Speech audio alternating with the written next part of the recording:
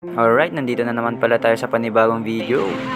Ngayong araw, samahan niyo ako mangun sa mission sa tatlong to. Buti na lang, God will provide. Nagkaroon kami ng pamasahe ngayong araw. At maaga rin kaming bumiyahe, kaya wala pang masyadong tao sa church. Kaya tambay muna habang nag-aayos sila. Pagkatapos, nagsimula na rin.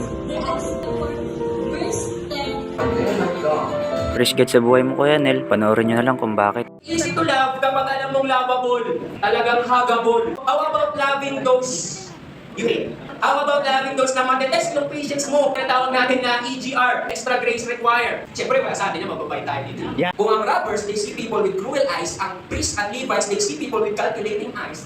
Itong Samaritan na to, you see people with compassionate eyes. At ang compassion na yun na nagligtas sa atin, nagbigay ng buhay sa atin, at nagpabago sa atin. Nakalabel lang yung tutulungan nila sa hindi. That is affection. Yung hindi nakabase sa sasabihin ng iba yung kilos na gagawin mo. May iniiwan po na burden ng Panginoon sa atin ngayon. But the burden is light. Para maging daluyan ng pagbabago is to give them attention on how the Lord sees them. One must reach out with compassion to all people, even to one's enemies. Number two, compassion that compels action. Dahil kung meron kang sympathy, dapat mag-progress yun into empathy. The Christian life is a balance of both doing and being. Have the same mindset as Christ Jesus. Kailangan natin ma-experience muna ang Panginoong Jesus. Wala tayo kakayanang magbago ng buhay ng ibang tao, but si Jesus kaya na.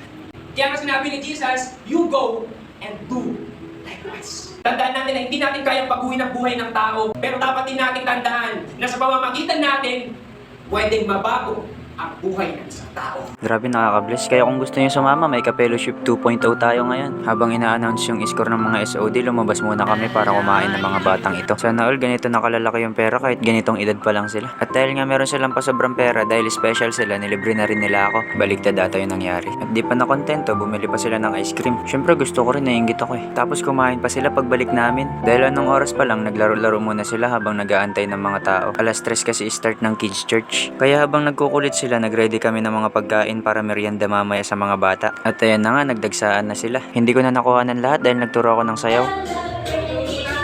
Sa'yo, Mark Anthony. Huwag mo sanang i-story ang mga kinuha ko dahil hindi sa'yo yun, akin yun. Thank you. Oo na, hindi na. Napaka-harmful nyo sa cellphone ko.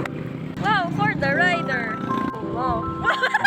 Tuwang-tuwa, Jubilin Rico. Pagkatapos na, nagabang na rin kami ng bus pa uwi.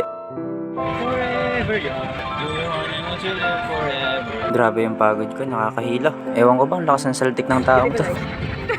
At pagka-uwi ko, nagpahinga muna ako kaso may nag-iya sa akin maggala. Pero dahil dagat ang usapan, go tayo dyan. Mukhang kailangan na naman ng coastal clean-up. Grabe, ang dami pa rin bisita dito. Hindi na rin kami nagtagal at umuwi na kami dahil lagkit ko na rin. Kaya see you next time!